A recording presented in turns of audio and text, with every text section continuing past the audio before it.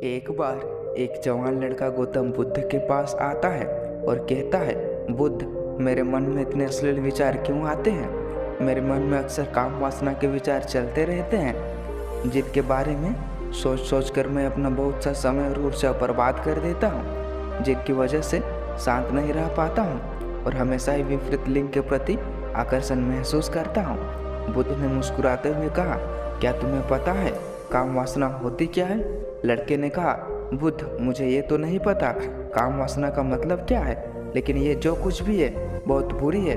बुद्ध ने कहा, प्राकृतिक रूप से जो भी हमारे अंदर है उसकी कुछ न कुछ ज़रूरतें हैं। वासना भी एक प्रकार की भावना है जो हमें किसी न किसी चीज़ की कमी का एहसास करवाती है, फिर हम उस कमी की पूर्ति के लिए उस चीज़ की तरफ आकर्षित होना शुरू कर देते हैं। जैसे अगर किसी के पास धन की कमी है तो उसके अंदर धन के प्रति आकर्षण यानी धन की वासना उत्पन्न हो जाती है। वासना कुछ और नहीं बल्कि एक प्रकार की जरूरत का एहसास है, और जब ये जरूरत शारीरिक हो तो हम इसे काम वासना कह देते हैं। लड़के ने कहा, बुद्ध, ये तो समझ में आ गया कि काम वासना का मतलब क्या है, लेकिन यह हमारे अंदर आती कहाँ से है, ये उत्पन्न कैसे होती है? बुद्ध ने कहा, काम वासना कहीं से आती नहीं है बल्कि हम प्राकृतिक रूप से हमारे अंदर ही मौजूद होती है, और इसका होना जरूरी भी है क्योंकि यही मानव जाति के विस्तार का आधार है। लड़के ने कहा, बुद्ध, जब काम वासना प्राकृतिक रूप से हमारे अंदर मौजूद है तब फिर लोग काम वासना को गलत क्यों बोलते हैं? बुद्ध ने कहा, यह एक बहुत बड़ी समस्या है कि लोगों ने काम वासना को गलत नज़रिए से देखना शुरू कर दिया है, इसे दबाने की कोशिश करना शुरू कर दिया है। काम वासना का होना गलत नहीं है बल्कि काम वासना का बेलगाम होना गलत है। केवल उसी के बारे में हमेशा सोचना, केवल उसी के लिए जीना, केवल उसी को अपने जीवन का लक्ष्य बना लेना गलत है। बुद्ध ने उस लड़के से पूछा, तुम्हें क्या लगता है, क्या जानवरों में भी काम वासना होती है? लड़के ने कहा, हाँ बुद्ध, जरूर होती है, क्योंकि आखिर जानवरों को भी तो अपनी पीढ़ी आगे बढ़ानी है। बुद्ध ने कहा, फिर हम जानवरों की काम वासना को गलत क्यों नहीं कहते? लड़के ने कहा, पता नहीं बुद्ध, आप ही बताइए।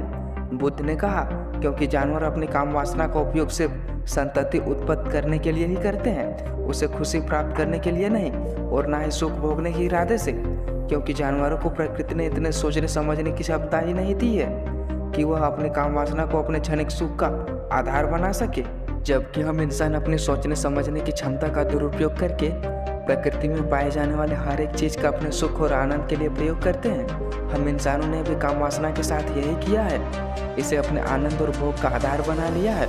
इस भावना को प्रकृति ने मानव जाति का अस्तित्व बनाए रखने के लिए हमारे अंदर डाला था, उसे हमने जीवन का सर्वोपरि लक्ष्य बनाए रखा है, और इंसानी काम वासना का ये बेलगाम होना है उसके दुखों का कारण है। लड़के ने कहा, ये काम वासना हावी होती क्यों है, इसके बेलगाम होने का कारण क्या है? बुद्ध ने कहा, काम वासना के बेलगाम होने का मुख्य 4 कारण है, जिसमें से पहला कारण है जीवन में किसी बड़े लक्ष्य का ना होना। बुद्ध ने उस लड़के से पूछा, क्या जब तुम किसी काम में व्यस्त होते हो तब भी तुम्हारे दिमाग में अश्लील विचार आते हैं? लड़के ने कहा, नहीं बुद्ध, जब मैं व्यस्त होता हूँ तो मेरे दिमाग में अश्लील विचार नहीं आते। बुद्ध ने कहा, हमारा दिमाग एक बार में सिर्फ एक ही चीज़ के बारे में सोच सकता है, इसलिए जब हमारे दिमाग में कोई दूसरे विचार चल रहे होंगे तो अश्लील विचार आ ही नहीं सकते।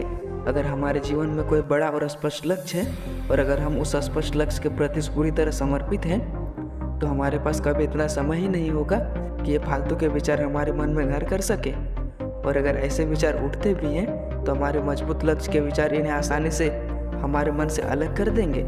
लेकिन समाज की असल समस्या यही है कि अधिकतर लोगों के पास उनका स्पष्ट लक्ष्य ही नहीं है। काम वासना के बेलगाम होने का दूसरा सबसे बड़ा कारण है समाज के द्वारा इसे गलत बताकर इसे दबाए जाने की कोशिश करना।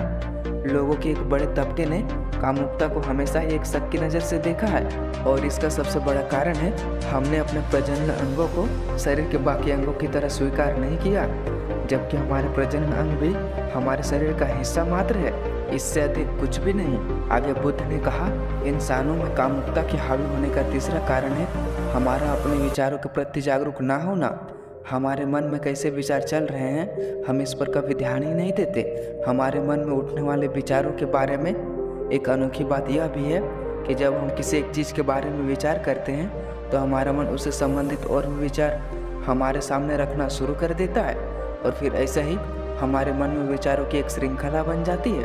जिस पर हम उलझ कर रह जाते हैं। ठीक ऐसा ही होता है असली विचारों के साथ। हमने एक बार किसी को देखकर अपने मन में एक असली विचार पैदा किया, फिर हमारा मन अपने आप ही इन विचारों की श्रृंखला बना देता है, जिसके बारे में सोच कर हम अपने बहुत सी ऊर्जा और समय बर्बाद कर देते हैं।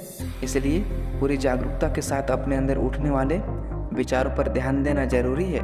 बुद्ध ने कहा, असली विचारों के हावी होने का चौथा कारण है बुरी सोच और असली विचारों वाले लोगों की संगति करना।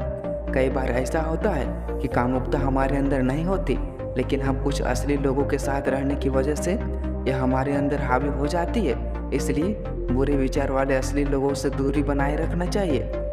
लड़के ने कहा, बुद्ध, ये तो समझ में आ गया कि कामुकता हावी कैसे होती है, लेकिन इसे हम हावी होने से कैसे रोक सकते हैं? बुद्ध ने कहा, सबसे पहले तो तुम ये समझो कि काम वासना की ऊर्जा को रोका नहीं जा सकता, इसे सिर्फ रूपांतरित किया जा सकता है। और इस ऊर्जा को रूपांतरित करने के दो तरीके हैं, पहला है प्रेम और दूसरा है ध्यान। जब हम सच्चे प्रेम में होते हैं तो हमारे अंदर कामुक ऊर्जा हमारी खुशी और हमारे आनंद में परिवर्तित हो जाती है।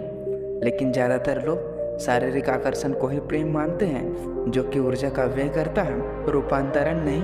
काम वासना की ऊर्जा को शरीर के अंदर रूपांतरित करने का सबसे सफल तरीका है ध्यान। ध्यान के माध्यम से आप अपने अंदर स्थित आनंद के उस केंद्र में स्थापित हो जाते हैं जिसके सामने दुनिया का हर भोग विलास फीका लगने लगता है। ऐसा नहीं है कि आप ध्यान में उतरने के बाद वो सब सोचने और करने में सक्षम नहीं होते, बल्कि आप उससे ऊपर उठ चुके होते हैं और फिर ये सब हरकतें आपको छोटी और बचकानी लगने लगती है।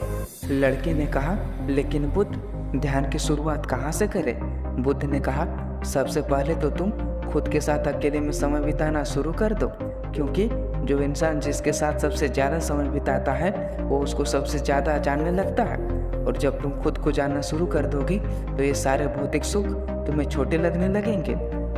और फिर एक दिन ऐसा भी आएगा जो तुम्हारे चाहे बिना तुम्हारे दिमाग में किसी भी तरह के विचार उठना बंद हो जाएंगे।